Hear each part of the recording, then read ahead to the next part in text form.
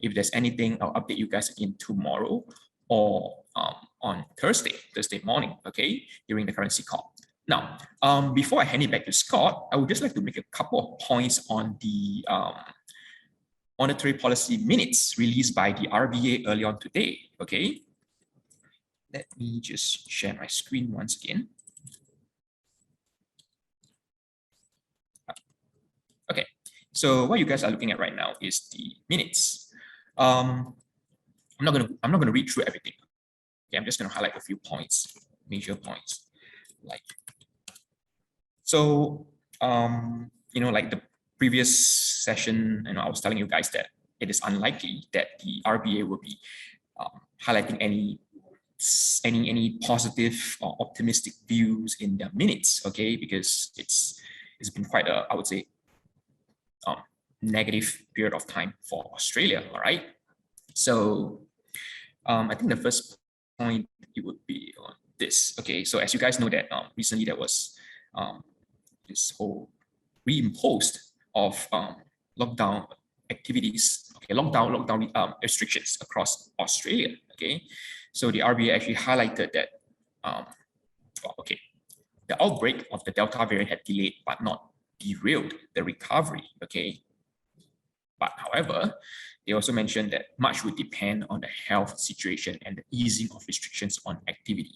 So, you know, which probably explains why the RBA actually decided to go for a 5-month QE this time around, okay, instead of the previously planned 2 months, okay? So QE will end at, okay, QE will go on until at least February 2022.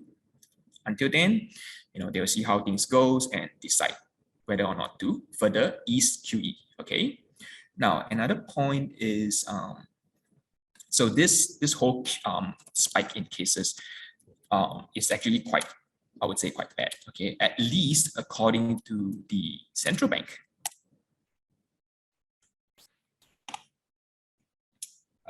Where is it? Certainty about the future.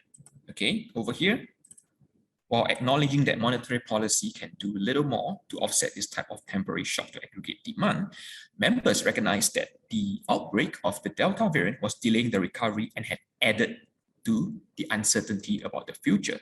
Okay, as a result, progress towards the bank's goals was likely to take longer and was less assured.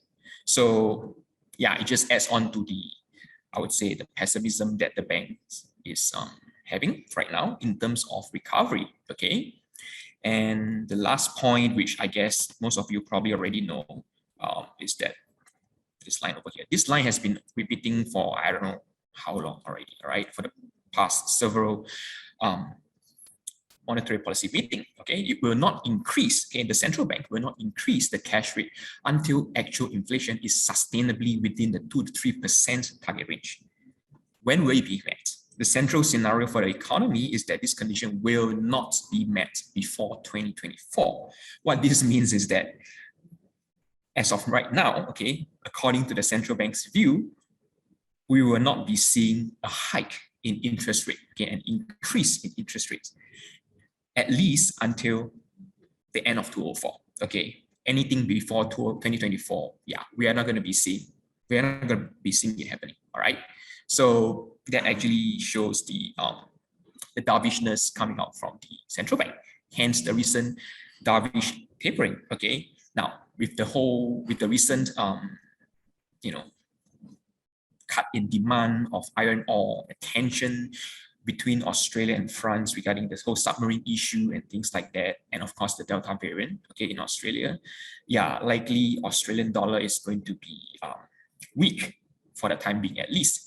But you know, but pay attention to the FOMC this week, okay, because it may actually change things, okay? Because when we trade currencies, we don't just trade the Australian dollar, we trade it against some other currencies, okay? The most commonly one would be the Australian dollar versus the US dollar, all right? So if the FOMC were to come out to be, I would say, for example, right? For example, dovish, okay?